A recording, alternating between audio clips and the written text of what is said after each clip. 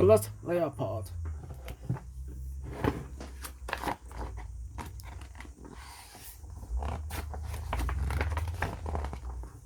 In the wilderness, a leopard was looking for other leopards. He had searched for several days, but he had found not a single leopard. I might be the last leopard left in the world, he thought. Yet, undeterred, he persisted with his search. The wilderness was vast and boundless. Wilderness.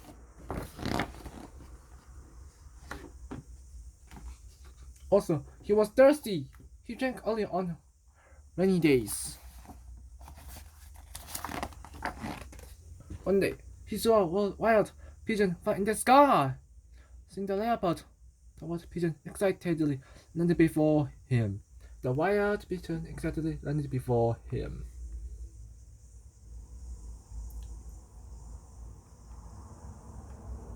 Justice.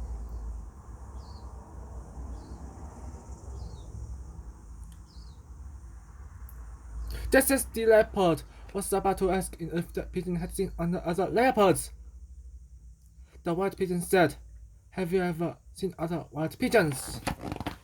The leopard shook his head. "I'm very sorry. I haven't seen wild pigeons in a long time." The wild pigeon suddenly wondered, "Am I the only wild pigeon left in the world?" The leopard hastily comforted the wild pigeon. "No!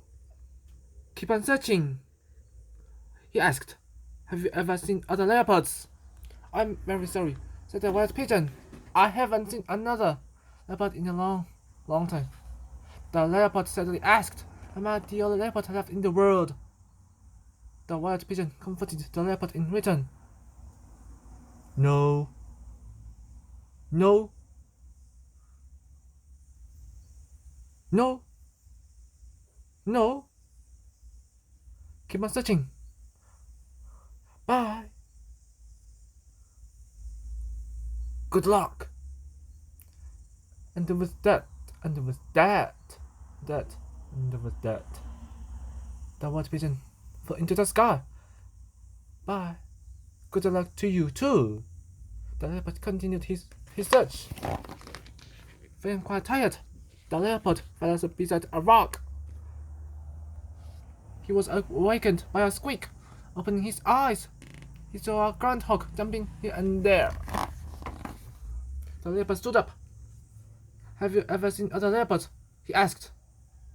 "I'm very sorry," said the groundhog. "I haven't seen leopards in a long time." The leopard said, pondered. "Am I the only leopard left in the world?" The groundhog seemed very curious to see other leopards. "Oh, of course," said the leopard. "Don't you want to see other groundhogs?" The ground looked surprised. "Am I not the only groundhog in the world?" To the groundhog's seeming astonishment, the leopard asked, "Don't you know I'm not the only groundhog in the world?" The groundhog said, "For as long as I can remember, I've never thought there would be a second groundhog." The leopard sighed. "Perhaps long before you were old enough to remember things." All the other groundhogs had already disappeared.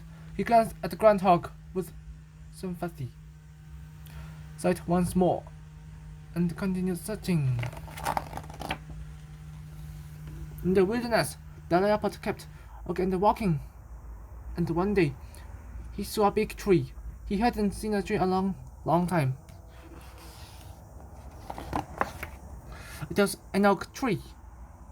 The leopard ran to it, lay down in the pleasant shade, which he hadn't enjoyed in a long time. All of a sudden, the oak tree began to talk. "Have you ever seen other oak trees?" The leopard was taking a back and stood up. And he looked up at the oak tree and shook his head. I'm very sorry. I haven't seen an oak tree in a long, long time. The oak tree said sadly. 3 Am I the only oak tree left in the world? The leopard comforted the oak.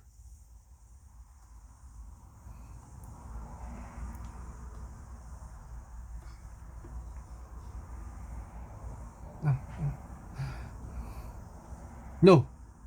Maybe tomorrow I'll see another oak tree. Have you ever seen other leopards? I'm sorry to say I haven't seen any leopards in a long, long time. At the oak tree, the leopard felt discouraged and weak. He sat really under the oak tree for a long time until he regained his spirit. So he firmly told the tree, "I will certainly meet another oak tree." The oak tree nodded. "If you do, just tell it another oak tree is here." The leopard continued walking. It finally rained. While running, he reared his head and drank the rain until his thirst was eventually quenched. The rain stopped in front of him, a patch upon in which the clouds of the sky drifted. He ran toward it. It had been so long since he had seen a pond. Upon arriving, he was shocked by what he saw. There was a leopard in the water. He looked at the other leopard in astonishment. The leopard in the water stared back in astonishment. What a handsome leopard! What a handsome leopard it was! Watching the other leopard, he suddenly felt a little ashamed. The other leopard looked back with the same expression. He extended his forepaw to touch the leopard in the water, and the leopard in the water raised his forepaw. Then he lay down by the pond, staring at the leopard in the water. The sun beat down on the leopard. It was like a burning fireball in the sky. The leopard in the water gradually faded. The leopard rubbed his eyes and composed himself, but still he saw nothing in the water. He continued to lie beside the pond.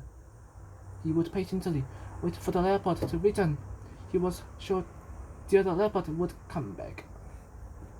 After a while, his eyes felt heavy, and eventually he closed them. It began to rain again, and the pond filled rapidly with water. The rain stopped, and the sky cleared. Beside the pond, the leopard lay motionless. In the water, there was also a leopard, absolutely motionless. The leopard had returned, but the leopard would never be able to see the leopard in the water, for he had fallen asleep forever.